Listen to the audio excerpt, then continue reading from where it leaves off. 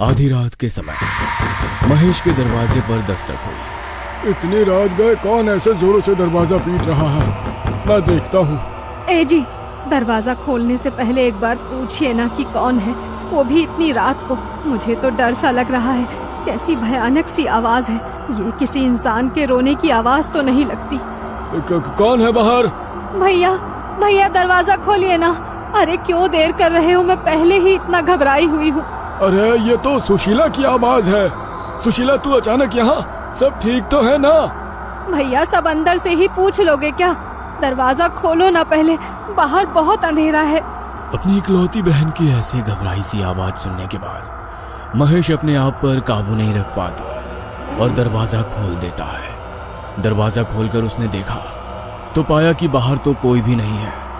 हैरान होकर वो दरवाजे के 4 कदम आगे तक जाकर देखता है, लेकिन बाहर उसे कोई नजर नहीं आता। तभी उसकी नजर जमीन पर लाल रंग से बने पैरों के निशान पर जाती है। कोई तो था यहाँ जिसके पाँव के निशान बने हुए हैं, लेकिन इतनी जल्दी गायब कैसे हो गया? इससे पहले कि महेश कुछ भी कर पाता, एक चीख की आवाज सुनाई देती है, जिसे सुनकर महेश की पत्नी दौड़ते हुए घर के बाहर आती है। लेकिन ये देखकर उसके होश उड़ जाते हैं कि बाहर से महेश गायब हो चुका है। आधी रात को इस तरह दरवाजा खटखटाकर गांव के मर्द को उठा ले जाने की घटना से पूरा गांव स्तब्ध था। अरे भैया, महेश की औरत का कहना है कि कौन औरत थी जो उसकी बहन की आवाज में दरवाजा खटखटाई, और जब दरवाजा खोला तो अचानक से उसको लेकर रफू चक्कर हो गई।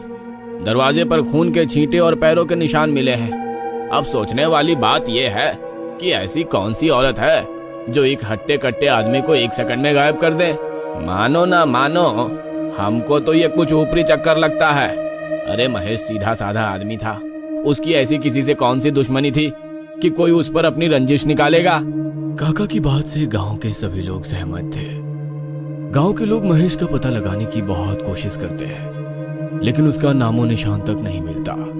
3 दिन बाद गांव में ही रहने वाला केसर अपने बड़े भाई को बस में बिठाकर वापस गांव लौट रहा था।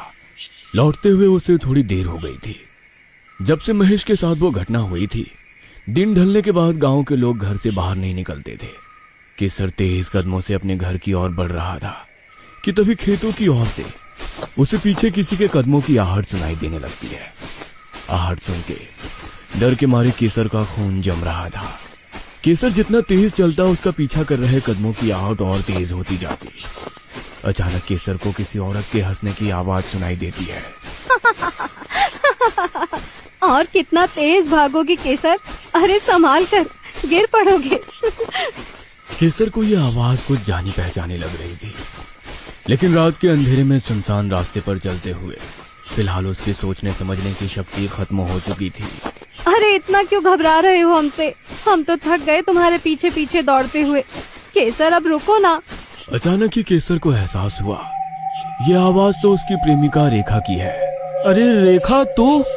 केसर जैसे ही पीछे मुड़कर देखता है, उसे अपने पीछे लाल जोड़े में घूंघट ओढ़े एक महिला दिखाई पड़ती है। इतनी रात को यहाँ क्या कर रही हो खेतों में? और ये घूंघट क्यों डाल रखा है? जा, जल्दी से अपने घर चली जा। ठीक नहीं है ऐसे घूमना। अभी तक रेखा की आवाज में उसे पुकारने वाली वो स्त्री अब एकदम शांत खड़ी थी। कांपते हाथों से केसर उसका घूंघट उठाता है तो देखता है घूंघट के अंदर कोई था ही नहीं। केसर चीख कर भागने लगता है और अपने घर के दरवाजे पर पहुंचकर जोर जोर से दरवाजा पीटने लगता है। इससे पहले कि उसकी मां दरवाजा खोलती, एक जोरदार चीख सुनाई देती है और केसर वहां से गायब हो जाता है। अगली सुबह गांव में हाहाकार मच गया था। यह घटना ठीक वैसे ही घटी थी जैसे महेश के दरवाजे पर हुई थी। अपने ही घर के दरवाजे के सामने से कोई आदमी चुटकियों में गायब हो गया था और पीछे रह गए थे केवल वो लाल पैरों के निशान और खून की छींटे।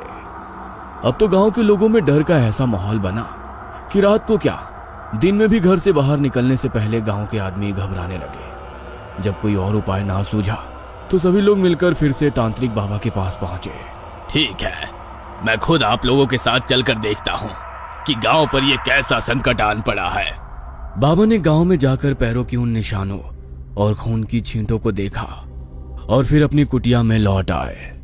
कुटिया में आकर बाबा ने ध्यान लगाया ताकि वे गांव से गायब हुए लोगों के बारे में जान सकें। जिस बात का मुझे डर था आखिर वही हुआ। रुक्मणी एक बार फिर से लौट आई है और इस बार वो बहुत गुस्से में है। पहले तो उसने मोहन को अमावस्या तक का समय दिया था, लेकिन अब तो वो सीधा मर्दों को उठाकर ले जा रही है। लगता है अब वो गांव के किसी भी आदमी को बख्शने वाली नहीं है। बाबा, क्या ऐसा कोई उपाय नहीं है कि वो हमारे गांव से चली जाए? वही उपाय करना होगा जो मोहन के परिवार ने किया था। गांव के सभी लोग अपने घर की दीवारों पर स्त्री तू कल आना लिखवा दो और उसके साथ ही घर में जितने भी मर्द हो सबके हाथ के हल्दी के निशान दरवाजे पर छपवा दो।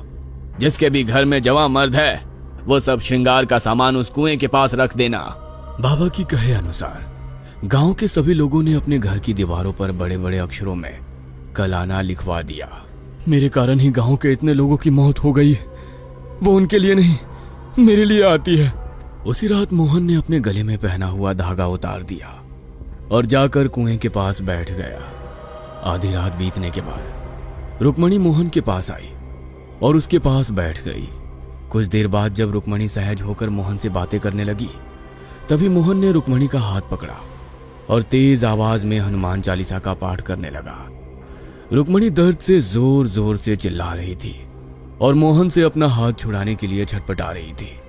देखते ही देखते रुक्मणी एक भयानक चुड़ैल के रूप में बदल गई और भयानक आवाज निकालकर मोहन को डराने की कोशिश करने लगी।